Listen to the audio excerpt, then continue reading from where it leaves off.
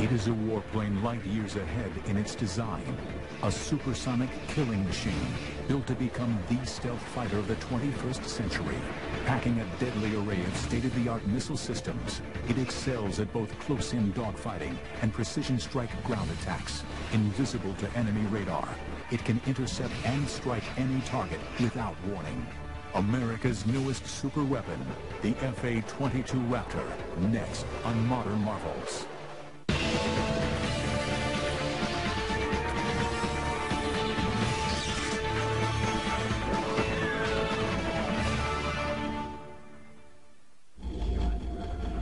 (1981). In his first press conference as President of the United States, Ronald Wilson Reagan offered a deal to the Soviet leader Leonid Brezhnev. If Soviet SS-20 missiles aimed at Western Europe were removed, America would not deploy its Pershing II cruise missiles to counter the threat. Throughout the 1960s and 70s, the Soviets developed different missiles to attack in different altitude bands. You couldn't fly under the missile threat. You couldn't fly over the missile threat. You had to deal with the missile threat. One way to do that is to make suppression of enemy air defense, that is destroying the missile sites and the radars, the most important mission for the Air Force. By the 1970s, air dominance had re-emerged as a top priority, and the U.S. Air Force committed to building its first pure air superiority fighter, an aircraft that would eventually become the F-15 Eagle. But just as F-15s became operational in 1978, alarming new evidence suggested that the new fighter's superiority might only be temporary. U.S. reconnaissance satellites passing over a Soviet flight test center north of Moscow discovered new Soviet fighters being tested. One was the agile fighter, the Mikoyan MiG-29. But the other came as a huge shock to Western analysts. It was bigger than the F-15 and far bigger than any previous Soviet-built fighter, the Sukhoi T-10 prototype. At that time, the Soviet Union initiated some very aggressive programs to come up with counters. And both Mikoyan and Sukhoi, both those design bureaus, initiated new aircraft development efforts. And it appeared that they were on a track that would field some very advanced fighters. If the MiG-29 had concerned the American military establishment, the existence of the Sukhoi T-10 set alarm bells ringing. These are very good aircraft. They're aircraft that play in the same league as some of the top NATO aircraft, like Phantom, and ultimately like F-15. The goal is world peace. Just weeks into his first term, America's 40th president increased U.S. defense spending by $32.5 billion and began the rearmament of the United States on a colossal scale. In 1981, the Cold War was getting very warm.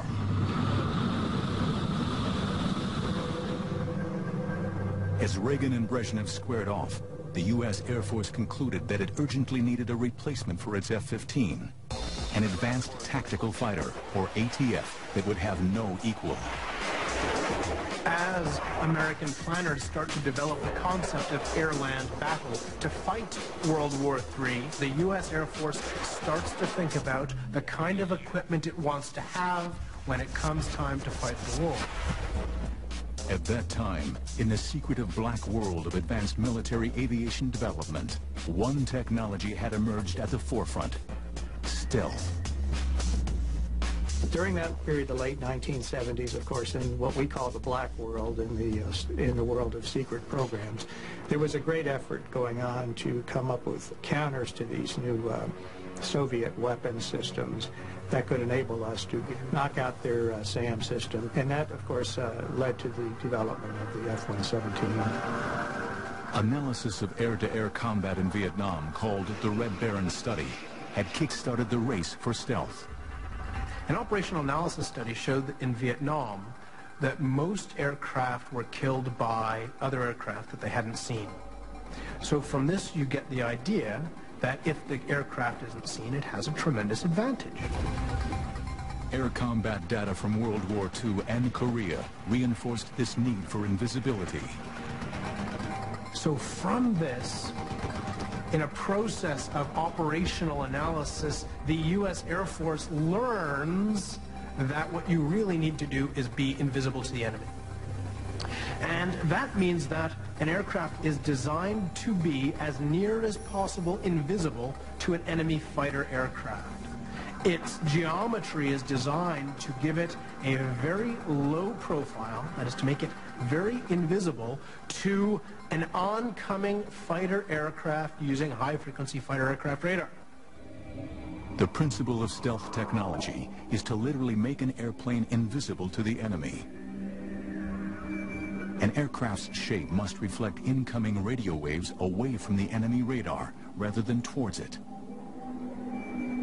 To further obscure the warplane's visibility, an aircraft is then covered in materials that absorb radar signals. In turn, this reduces its visibility on a radar screen. Leading the way in stealth technology was Lockheed Martin's Skunk Works. In the late 1970s, stealth wasn't widely known outside of a few companies. The ability to integrate stealth technology, shaping for stealth, and the materials was really only well known in two companies. It was Lockheed and Northrop. In 1977, amid unprecedented security, Lockheed flew a prototype of the world's first stealth fighter. And by the 1980s, during Operation Just Cause, its F-117 helped to destroy General Noriega's regime in Panama.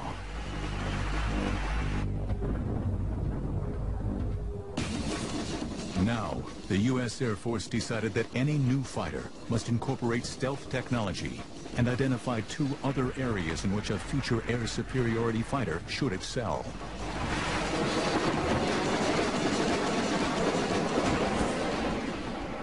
Well, at that stage of the game, it was clear that the Air Force wanted a stealthy fighter. It was also clear that they wanted an airplane that would supercruise, in other words, run supersonically without lighting off the afterburners.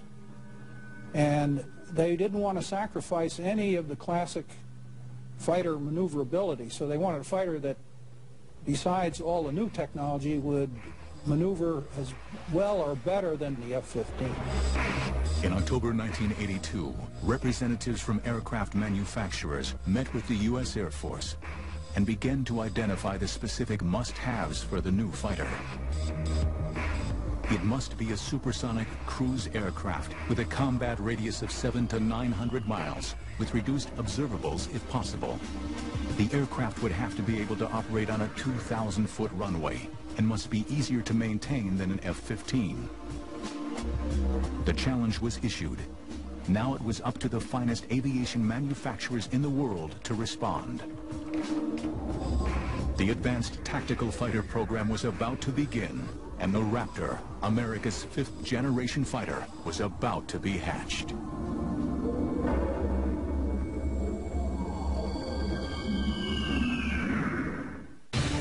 The F-22 Raptor is so stealthy, it appears the size of a bumblebee when detected by radar, even though it's more than 62 feet long, with a wingspan of 44 feet. Modern marvels will return in a moment.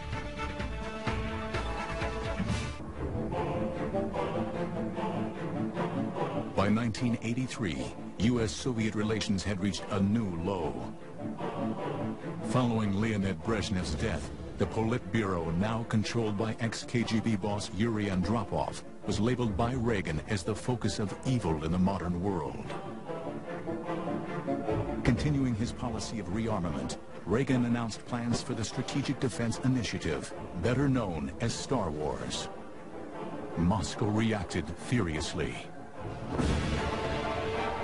Попытки Вашингтона оправдать эти наращивания, которые американцы якобы должны наверстывать, это и мыслители, That August, when Korean Airlines Flight 007, on its way to Seoul from New York, strayed several hundred miles off course into Soviet airspace, Russia acted.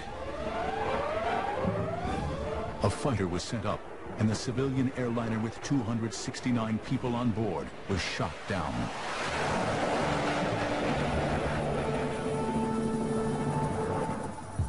The shooting down of KAL-007 sent shockwaves around the world, straining international relations almost to a breaking point. What can we think of a regime that so broadly trumpets its vision of peace and global disarmament, and yet so callously and quickly commits a terrorist act to sacrifice the lives of innocent human beings?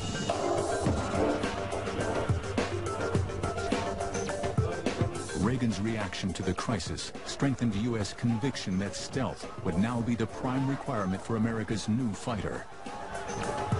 Some senior people in the Pentagon looked at the stealth requirements and decided they were inadequate, and they radically changed them. So stealth became a really major, dominant requirement in the program. In this politically charged climate, the U.S. Air Force created its Advanced Tactical Fighter, or ATF, System Program Office. Based at Wright-Patterson Air Force Base in Ohio, Colonel Albert C. Piccirillo was placed in charge of the division. One of the things we really wanted was the ability to leverage stealth in a high-performance fighter. And we also wanted this high-performance fighter to still be capable of good close-in, within visual range maneuvering capability. In fact, we wanted more than just existing capability in some areas. Manufacturers were invited to submit concepts for an aircraft with an operational radius of 800 miles, enough to allow it to operate over the entire central region of Europe from bases in central England. It should have low observable characteristics and be able to cruise at Mach 1.5 for an astonishing 600 miles. We weren't building an airplane for the 1990s, although that was what we were trying to do. We were really building a fighter for the 21st century that could take on all of the advanced threats that the Soviet Union was likely to throw at us. All of the teams had their work cut out for them, but on top of this, the military added another complicating factor. At the end of the concept demonstration phase, the decision was made by the Air Force to launch a demonstration validation phase of the program that would involve building 2 flight demonstrators, YF-type airplanes, that would then be evaluated. They didn't have to have full armament, they didn't have to have avionics, they didn't have to have stealth coatings. But essentially, they were going to go out and show us what you can do. But building prototype aircraft was expensive, and no one manufacturer could afford it on their own. They all know that they must invest so much money in developing that if they don't get the contract, they're going to be so out of pocket, it's going to hurt the company badly.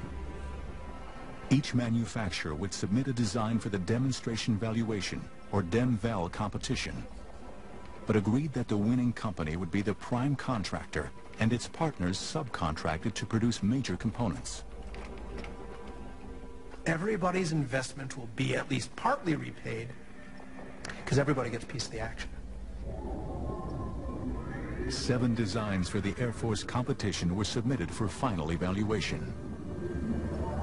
All of the 7 contractors came in with designs that were very feasible, and that could have been built. The question was, which were the best, and then how did we determine that they really were good enough? 2 manufacturers with strong experience in stealth technology, Northrop Grumman with its B-2, and Lockheed Martin with its F-117 led the way. Northrop's Advanced Tactical Fighter, or ATF design, was for an alien-looking aircraft with diamond platform wings and huge V-tails. It was a design that stressed speed and stealth. Northrop came in with an airplane that really, from the very beginning, looked just like the YF-23 that eventually was built and flown. Lockheed's entry echoed that of the F-117. Its vectored thrust, arrowhead shape, trapezoidal wings, and 4 tails ensured that the aircraft would be maneuverable. The fact was that Lockheed and Northrop had significant advantages in the fact that they had built stealth aircraft and flown them. It's a big credibility factor there.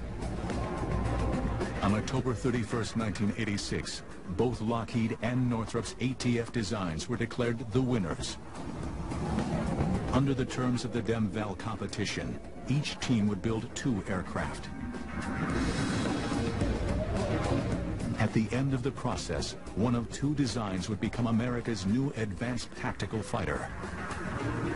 Costing billions of dollars, the new fighter would make a technological leap into the 21st century. The F-22's radar system gives the aircraft a first look, first shot, first kill capability. That means it can see an enemy plane first, fire a missile, and destroy the target without the pilot ever knowing. Modern marvels will return in a moment.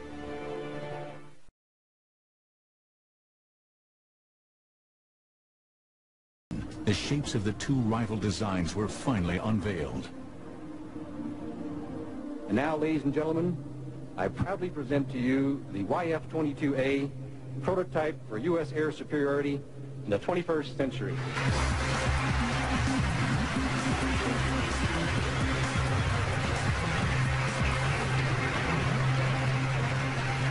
On behalf of the entire team, I am honored to present the YF-23.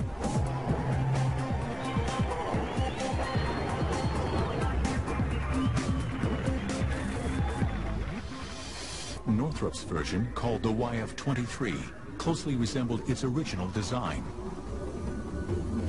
Well, it was a most unusual looking aircraft, very futuristic. It had twin V-tails as opposed to what was called a cruciform, twin verticals and twin horizontals. It had a large trapezoidal wing, and it had a very slender shape when looked at from the edge-on view.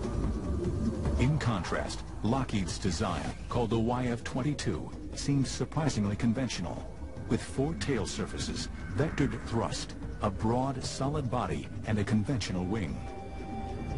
But unlike Lockheed's other stealth aircraft, the F-117, radar-absorbent materials were not applied over the whole of the F-22, but used selectively on its edges, cavities, and other crucial surface areas.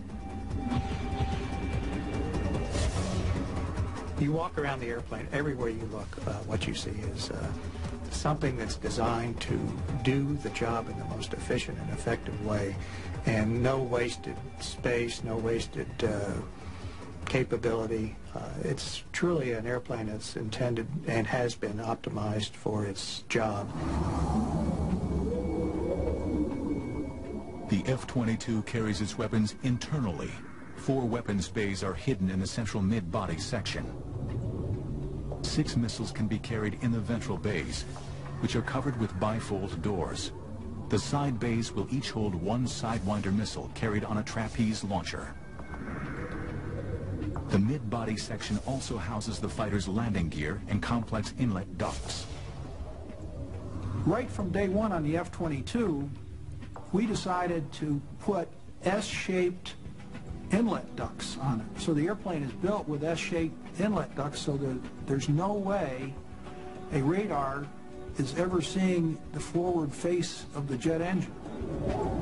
Attached to the mid-body is the forebody, which accommodates the cockpit and advanced avionics. Both the YF-23 and the YF-22 are impressive-looking machines, but their performance still needs to be tested. The most crucial stage of the competition is still to come, the flight testing.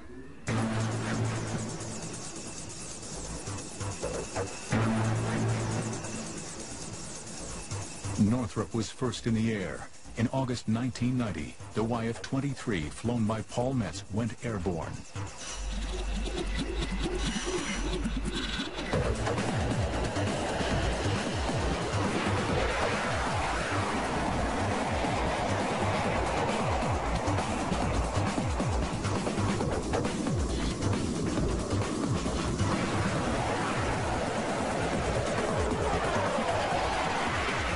test was a huge success. But Lockheed was quick to respond, and on September the 29th, at Edwards Air Force Base in California, Chief Test Pilot Dave Ferguson prepared the Raptor for its maiden flight.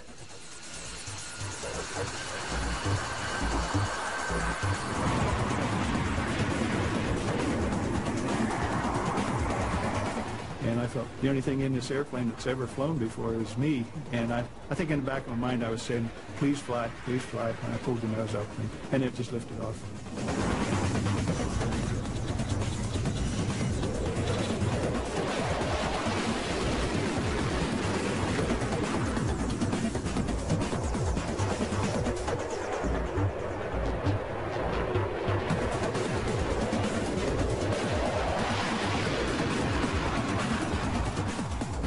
I was fully aware we had a wonderful flying airplane, and the handling qualities in the takeoff and landing, or power approach as we call it, were just absolutely superb. When I landed and Sherm met me at the airplane, I said, hey boss, we really have a winner here. The way the F-22 performed was no surprise to anybody who was involved in the program, not at all. I mean, my money has been on the F-22 from early 1985, and it'll be there till I'm gone.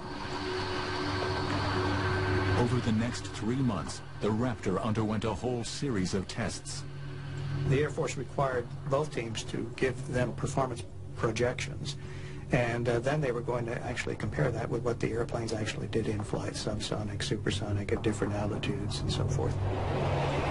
The winner of this stage would earn a contract for 650 aircraft. The decision would hinge not just on what the contractors promised, but on the Air Force's confidence in their ability to deliver. We expected to get a lot of flying done in the 90 days. We actually got 72 flights out of 2 airplanes in 90 days. And that is about as good as you can do.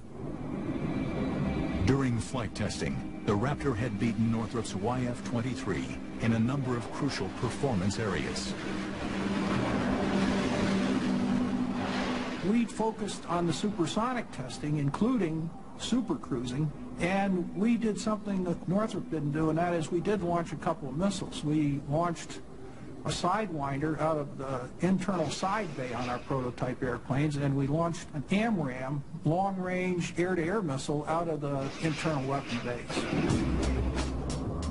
The YF-22 had clearly shown that in every category, it was far superior to any existing fighter. The Air Force was very impressed by what Lockheed had done. Their flight test program was very aggressive.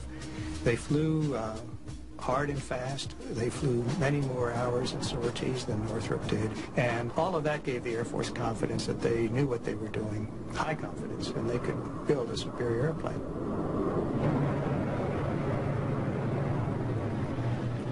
But it would be events in 1991 that would carve out the Raptor's future.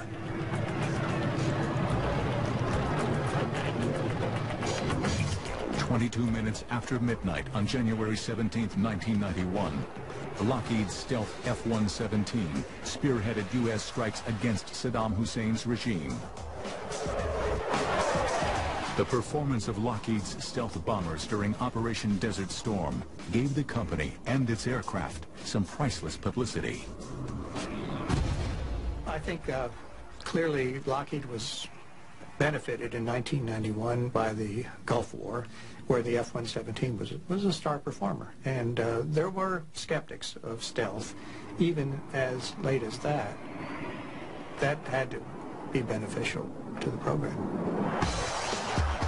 But another aircraft also emerged from the Gulf War with a glowing reputation.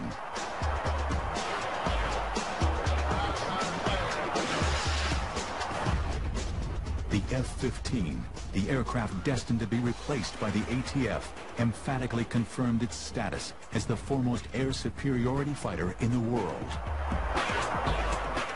Now, it appeared that the need for an advanced stealthy fighter, the F-22, might be totally unfounded.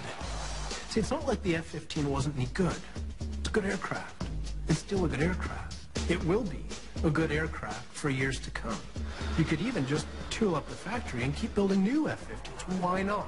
Hey, I'm going to bring him up now. But not everyone agrees. The big weakness in their argument is they are making a statement about world conditions today and what the threats are today.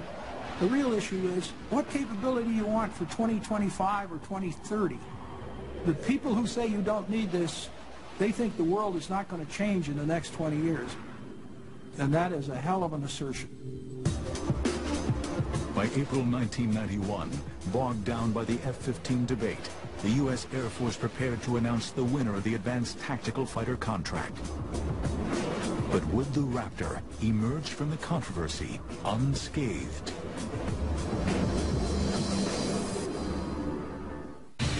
The F-22 is the first fighter aircraft with the ability to supercruise. That means it can fly at a velocity of 1.5 times the speed of sound or greater without needing to engage afterburners. Modern marvels will return in a moment.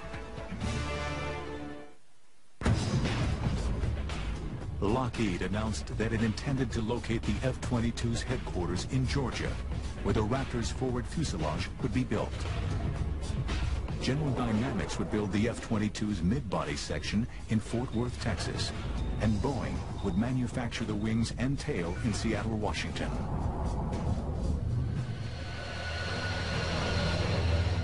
But just 8 months after the contract was awarded, the program hit its first major snag. We lost one of the YF-22s. Fortunately, the test pilot, who's a good friend of mine then and now, walked away unharmed. During preliminary testing, the unthinkable happened. A YF-22, flown by Tom Morgenfeld, crashed just after takeoff. As this unique footage shows, the aircraft's thrust vectoring system forces it to belly land on the runway. A key element of the Raptor's design, thrust vectoring, uses movable exhaust nozzles to alter the angle of thrust from the two Pratt & Whitney engines. As the Raptor makes its low-level flyby, Tom Morgenfeld keeps the stick forward to keep the nose down. But as the landing gear is retracted, the thrust vectoring engages and pushes the aircraft towards the tarmac. As the pilot struggles to correct this change in direction, the Raptor seesaws. The fundamental error there had nothing to do with the airplane. It had to do with the fact that you don't fly a green airplane and fly it at low speeds, at low altitudes. The cause of that accident was stupidity on the part of the management. It had nothing to do with technology. Despite the loss of the stealth aircraft, the program had achieved its major goals. 10 million man-hours of analysis, 4,000 hours of radar testing, and hundreds of hours of flight testing had gone into the development of the aircraft, even before construction was given the go-ahead. In fact, the F-22 accomplished more flight testing than any other fighter prior to full-scale production. The first F-22 built for the U.S. Air Force was unveiled in a ceremony on April 9, 1997, at Lockheed's headquarters in Marietta, Georgia.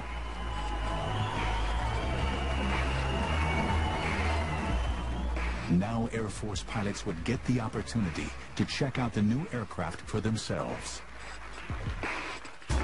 I would call the Raptor the Miss America of all aircraft. It's got the talent. It's got the bikini contest won. It's beautiful. It's got all the capabilities. It really wins the show in every aspect. The airplane is eye-watering. It does everything the pilot asks of it, and it is very good at what it does. First flown by the Air Force in 1997, pilots at Edwards Air Force Base have exceeded 2,000 flight test hours in more than 900 missions.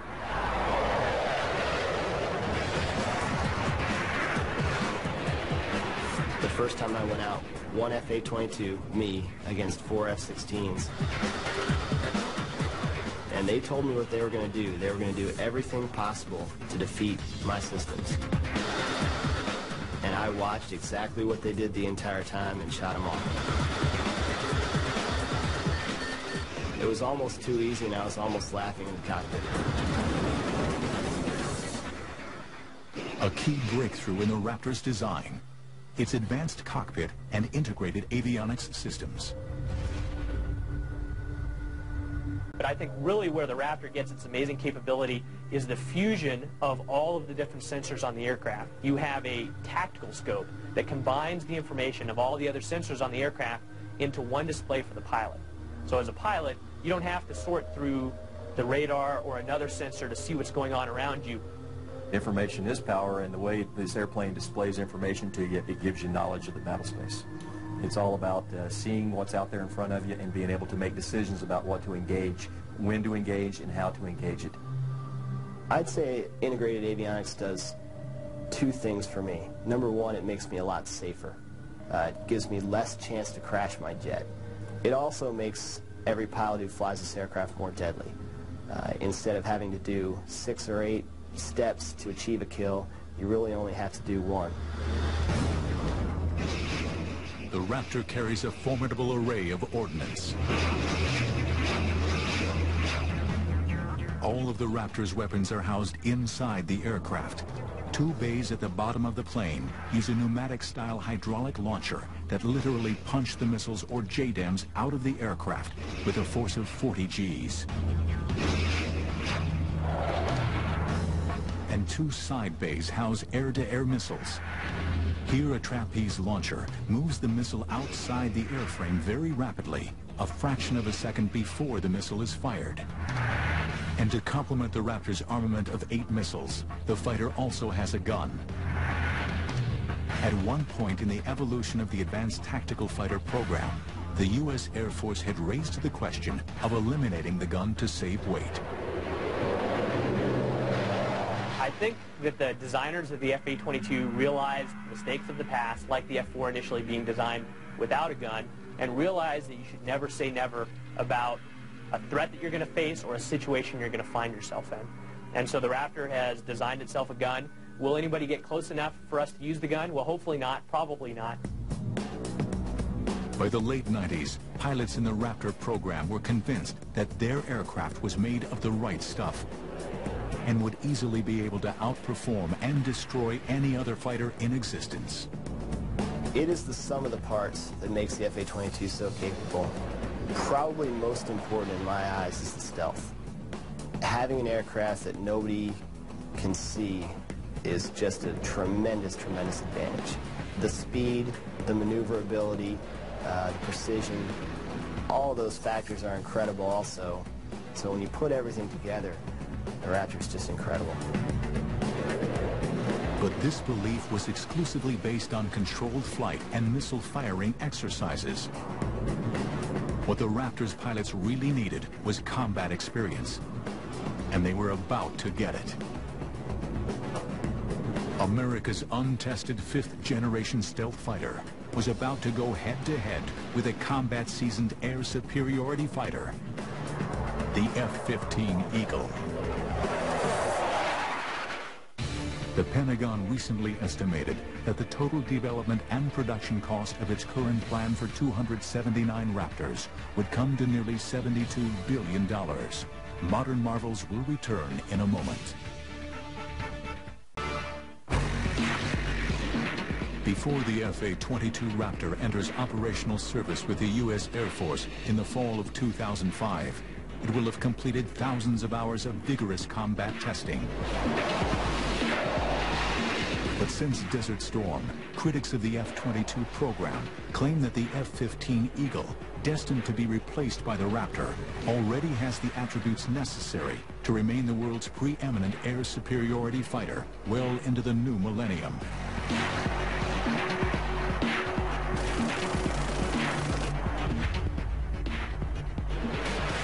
It is a view dismissed by the U.S. Air Force. If you look at the F-15 and the F-18 and compare it with existing fighters that are sold around the world today, you'll find that today we're almost at parity. If we ever run up against an enemy that has the ability in terms of the air crew to use those enemy fighters, we will have a tough time with the current generation. The F-15 is a great aircraft, and in air-to-air it is outstanding. However, with the production of new fighters that are being produced today and also some surface-to-air threats, there are situations in the F-15 that would make me nervous.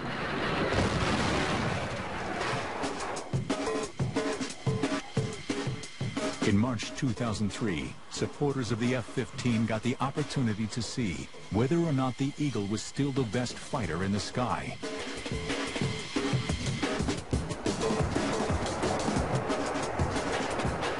Five F-15s would go head-to-head with a single Raptor.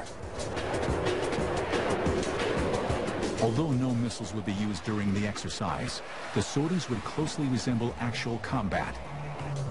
No mercy would be given by either side.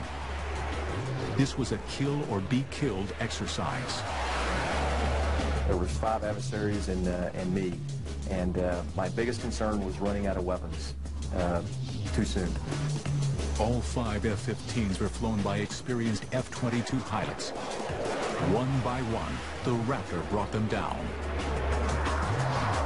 I could never see them. I never knew that they were there, and I died.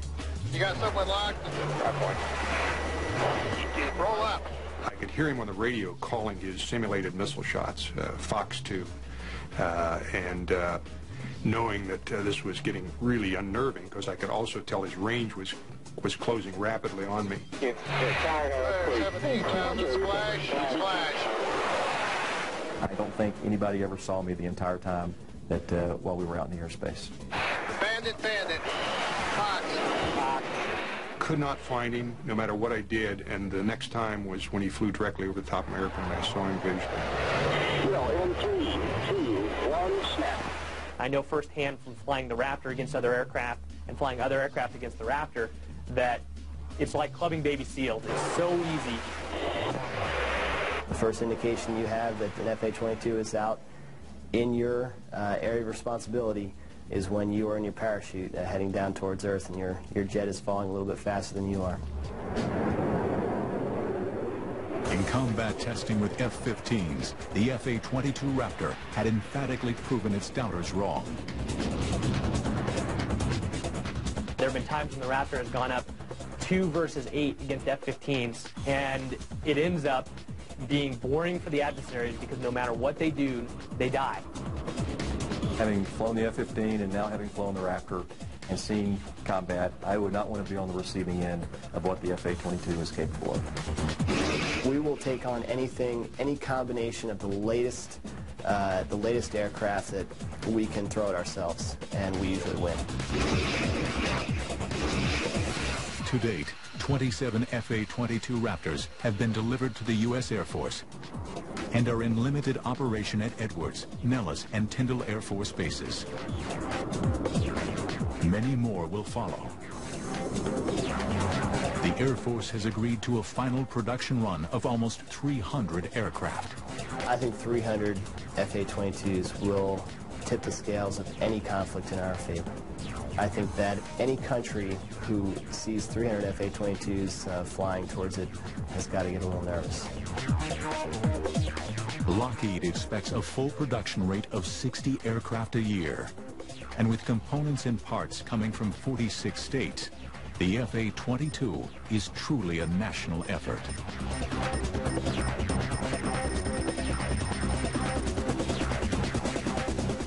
Costing a massive $93 million each, the Raptor is certainly the world's most expensive fighter aircraft.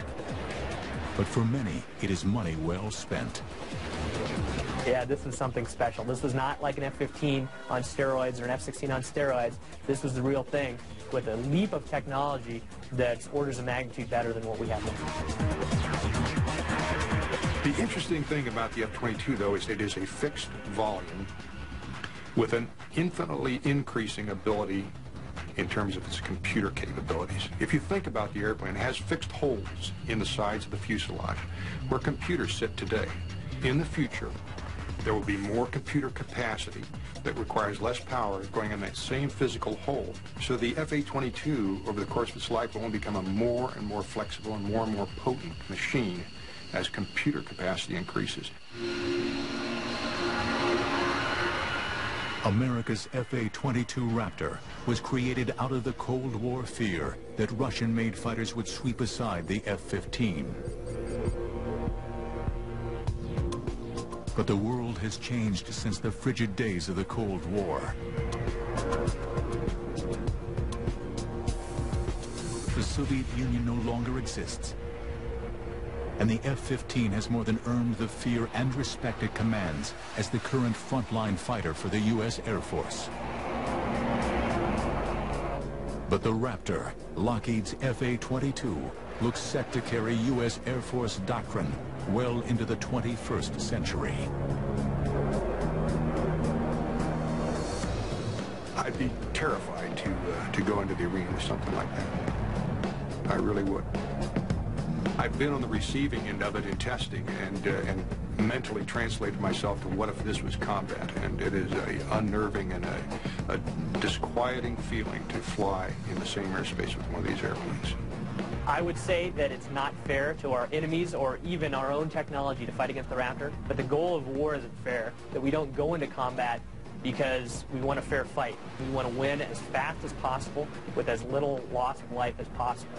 And the Raptor allows that to do that for generations to come.